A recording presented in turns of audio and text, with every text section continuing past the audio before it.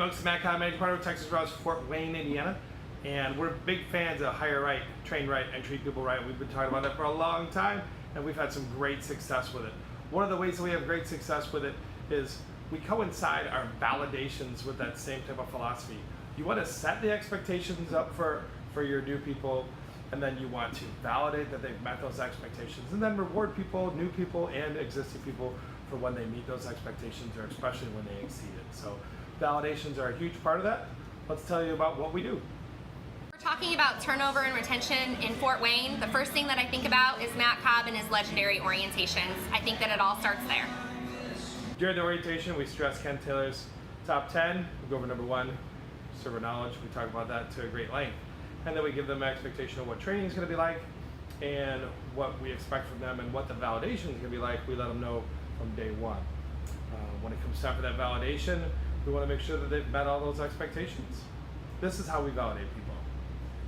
One of the most important things as a server here at Texas Roadhouse is menu knowledge. It is in Ken's top 10. It's something that we always want to focus on. It's so important, in fact, that in the very first interview, when I'm sitting down with the server, I pull a menu and I say, this is your Texas Roadhouse guide, to make sure you know everything that you need to know as a server. It can tell you the sizes of the steaks, the prices of the steaks, and it can also help you upsell. You know, if you don't have menu knowledge, you're not going to be able to sell anything to your tables. That's how we set the expectation from day 1 when we're interviewing our servers. So from day 1 till day 5 of your training, you know that you need to know things off their menu. At Fort Wayne, how do you guys do server validations? So for our servers, once they're done with their day 4, they get set up with a manager on when they come in to do their manager validation. They do a mock serving with them, so they'll go through the whole process of how they would with the table. So essentially, if you're sitting at the table, you're acting like a guest? Absolutely. So what we do is we act like we're a first-time guest there. We ask all sorts of questions about the menu, about different steak cuts, about different recipes maybe, you know, just to get server knowledge, make sure that they know that they could answer any question that they can about anything that's on our menu. So in this part of the manager validation, John will be taking Shane's order, and Shane will be watching to make sure he suggests upselling, repeating back steak temps, and repeating back the orders. Oh, thank you. Are we ready to work? Yeah, I'll go ahead with the 6-ounce sirloin. The 6-ounce sirloin? Yeah. All right. And how would you like your hand cut steak? Let's go ahead with medium. Medium, so hot pink center? Yeah. All right, you get 2 minutes spread sides. So this is the part of the manager validation at the end when Shane took notes throughout on the good, what to review, to go over with John at the end. So you've seen how we do our server validations here, where the manager gets served by the potential server, the server candidate. Do you feel like our server validations can help you as the new service manager from Marion, Indiana? Do you think they could help you keep low turnover? I think that your server validations are very important. I think it makes your servers more knowledgeable, and it gives them the opportunity to spend time with management and make them better. Awesome. Thank you. Good. Hey, tell us about that server training. All right, our server training, our servers first start off with a menu knowledge class, and then they do 4 follows with our server trainers. And then they do a food running shift, a host shift to get the expert experience with the table numbers. And then they go behind the bar for a couple hours, get the experience with the drinks, and see how we do things back there. And then after all the training follows, the trainers tell me if they're doing good to go, then I'm going to set them up with a validation. Do they have to take the test? Yes, they do. They have to take a server test, the bar test, and then a menu test with me. So I make sure that they do good on that, and then they'll be ready for their validation. Awesome. So when it comes to doing the validation, can you describe what do you schedule? How does that look? So me and a manager sit down, and then the server trainee actually waits on us. It can be with real food or mock food, but they come up and show us their stuff, and then we tell them if they're doing okay or what they need to work on, and then hopefully send them on their way to start actually serving. Hi guys, how y'all doing today? My name is Christina. I'll be your server today. Can I start you off with anything to drink, like a legendary margarita or ice cold beer?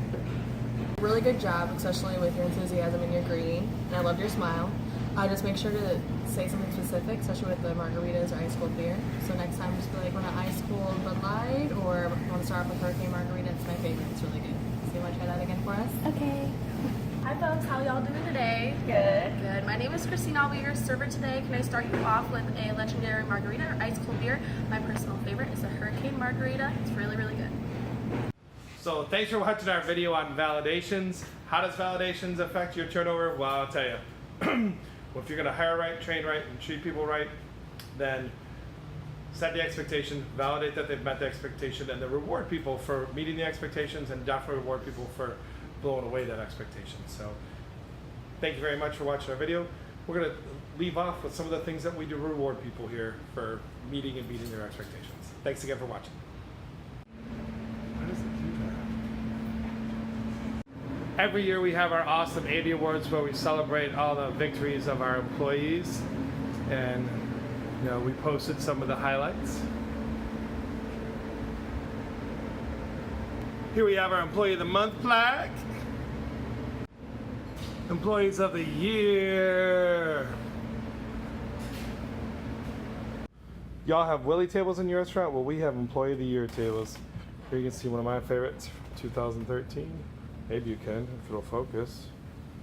There it is, maybe. There we go. And here's our legend wall. They have a legend wall at TXRH Support Center. We have a legend wall in Fort Wayne.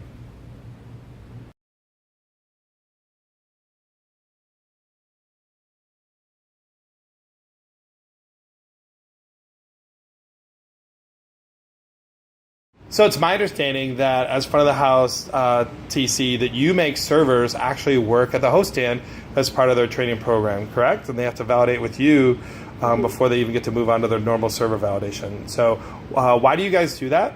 And what's the benefit? It gives the servers like a background of what the host stand actually does, so that way they have an understanding of each individual position, so that way, you know, if something does happen and we do something for a certain reason, they know why, and they're not just like, oh, why did you do that? We do everything for a reason, and it's important that they understand each position and how each position works. So can you give me some examples of some common server mistakes that could affect the performance of the kitchen? Absolutely. Some common server mistakes are ringing a steak in medium rare instead of medium well.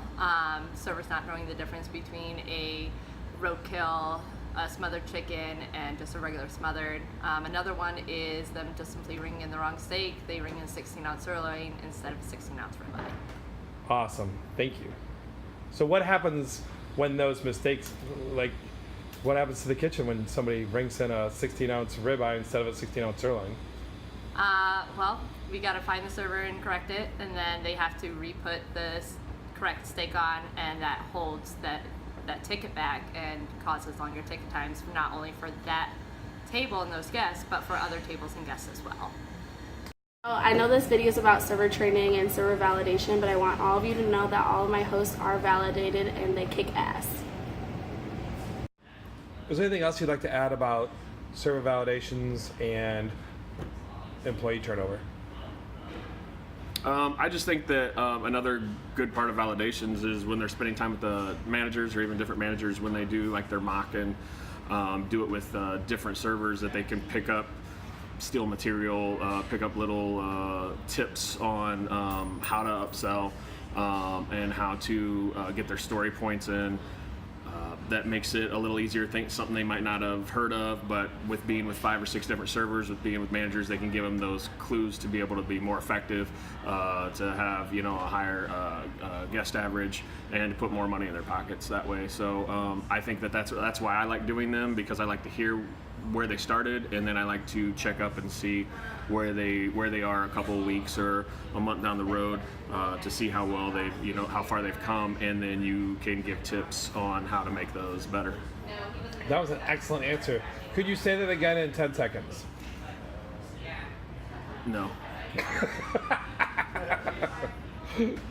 All right.